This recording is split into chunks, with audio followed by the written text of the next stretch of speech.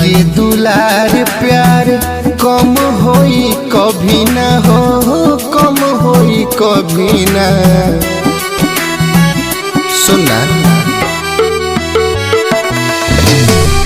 भाई के दुलार प्यार कम होई कभी ना हो, कम होई कभी ना।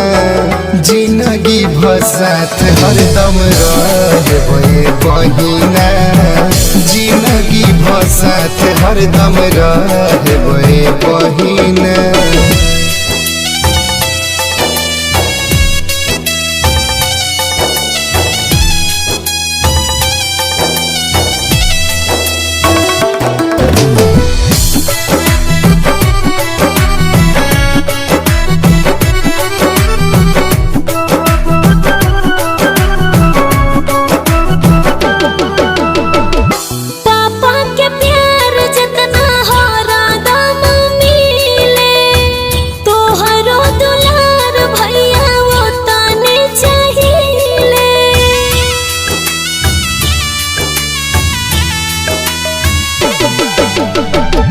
तनिको न करे देहब बहिना सवाल हो, जानो से ज्यादा राखब तो हर ख्याल हो, तो हर ख्याल हो।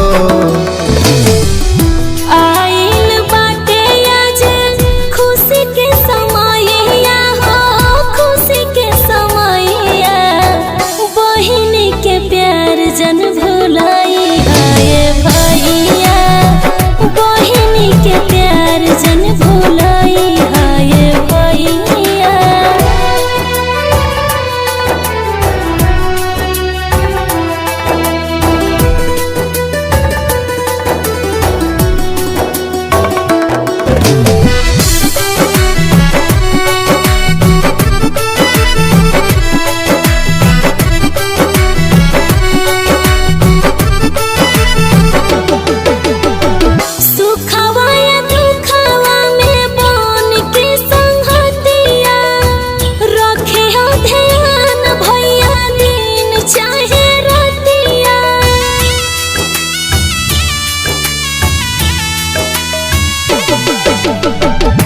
अंगना के चांद घर के बड़ू लक्ष्मीनिया, लाखों में एक हमर बड़ू तू बहिनिया हो, बड़ू तू बहिनिया।